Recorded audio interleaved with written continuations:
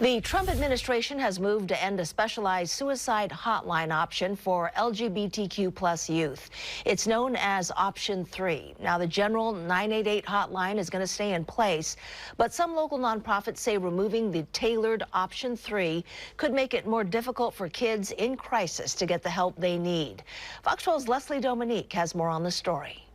This hotline is a line of defense against losing our youth. Blair Stenvik with the LGBTQ plus advocacy organization Basic Rights Oregon says the Trump administration's move isn't just a policy change, it's a step backward. Last week, the Substance Abuse and Mental Health Services Administration, part of the U.S. Department of Health and Human Services, announced that starting July 17th, the 988 Suicide and Crisis Lifeline will no longer offer a dedicated Press 3 option for LGBTQ plus youth and young adults. Since the 988 Lifeline launched in 2022, nearly 1.3 million calls have been routed to the LGBTQ plus line, a service advocates say has been life-saving for young people in crisis. Our population really benefits from having this population-specific line, and it makes LGBTQ youth more comfortable calling, knowing they'll reach someone who they don't have to explain their identity and they don't have to worry about whether this other person on the line happens to respect their identity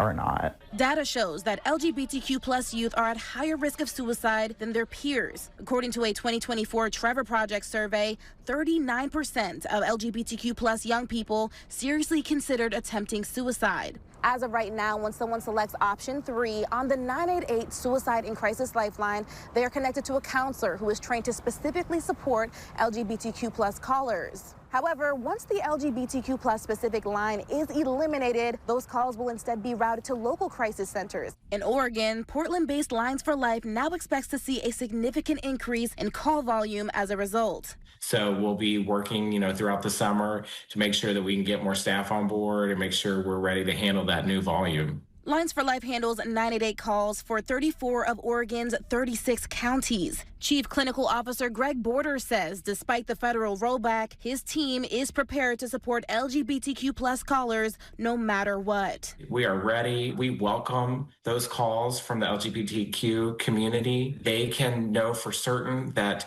when they call, they're going to have an empathetic ear, a person who's going to listen to them and hear their story. Reporting in Portland, Leslie Dominique, Fox 12 Oregon. Now, in its announcement, the Substance Abuse and Mental Health Services Administration laid out the numbers behind its decision to cut the Press 3 option. This option started as a pilot program in 2022, and the agency says, quote, federal funding in fiscal year 24 for the Press 3 services increased to $33 million.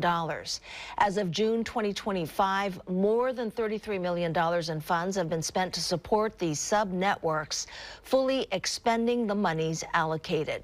Now, despite the Press 3 option being out, 988 itself is not going away, and anybody who calls the Lifeline will continue to receive help.